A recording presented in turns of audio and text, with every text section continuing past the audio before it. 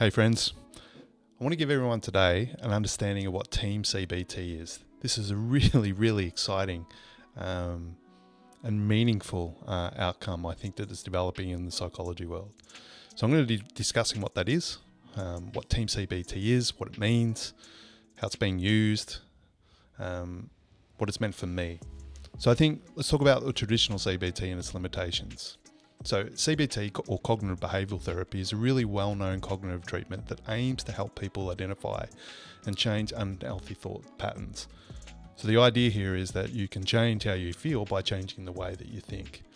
However, it has some limitations. And some of those things that traditionally have been about the resistance in the therapeutic alliance. If someone doesn't want to change, you can lead a horse to water. So you spend a lot of time arguing with that individual against their resistance. So this is where TEAM-CBT comes in. I think this is what is cracked. It stands for testing, empathy, agenda setting, and methods. Now, whilst the methods, are broad and significant for tackling the thoughts, it's this upfront testing, the empathetic approach, and the agenda setting. If someone doesn't want to change, or what is it specifically they want to spend time on, and then you use the methods. So TEAM-CBT, how does it evolve, or why now? What has it changed? Is it a new CBT? Well, it's not. It's a framework. So all the methods are still there. You just put it in a framework that deals with the testing. And then the empathy, which is a really strong approach, just to meet the person where they're at the gates of hell.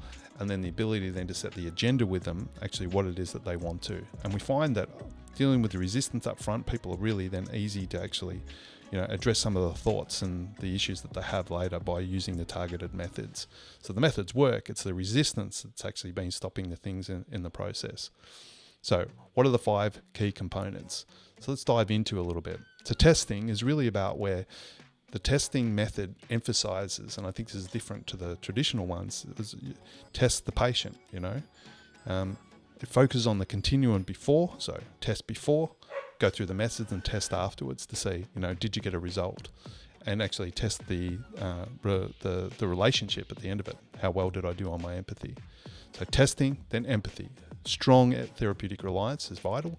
And TEAM-CBT really focus on that emphasis between the therapist and the client using techniques such as the 5 secrets of effective communication.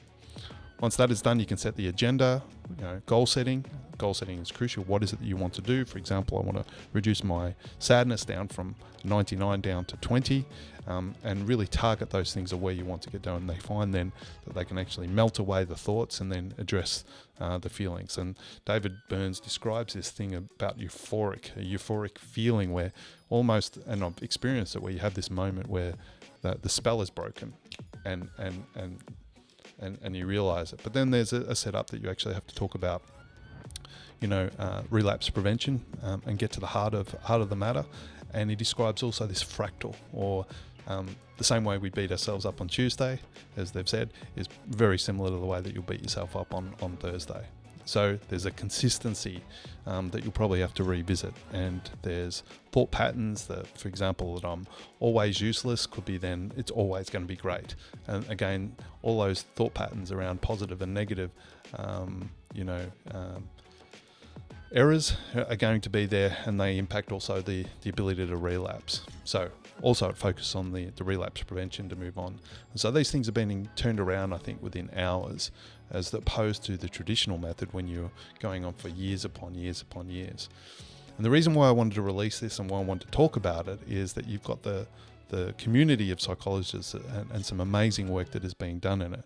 But there's also other, I think, things that are being spoken around in the industry about, getting better and moving and doing all that. And I think it's just really critical and important to actually talk about what is effective change and where it comes from and what resistance really is. And I think what David brings is this emphasis on understanding what emotions are and positively reframing, which is another critical thing. So he deals with resistance, and he positively reframes so an individual understands what those feelings and those emotions that are saying about their values, and that's where the resistance lays. It allows you to have a conversation, or the client, or the consumer, the customer, the person to have a conversation with their own resistance. And once you do that they can speak back to it.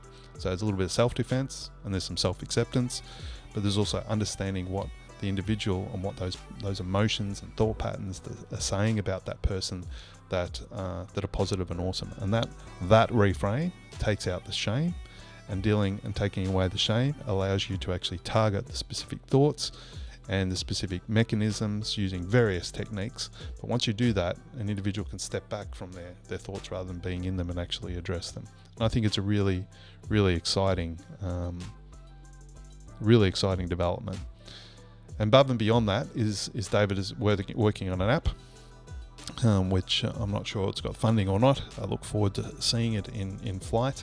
But I think what's significant about this is that you're taking now the relationship out of it. If an app can actually, and this is where robots and algorithms, I work in the technology sector, where financial services and technology, and if you can create algorithms that give advice, I think on this side you can create algorithms where an individual can relate to an app, to content, and have something empathize with them and get to their thoughts and feelings. And I'll be talking about on some of those techniques, which I've used GBT, experimenting that space. But I think it's a really, really exciting time in this field, and I welcome and really appreciate the people that are pioneering this method, and should shift rightfully the psychological practices of today.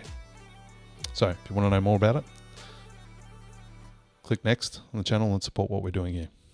Chris out.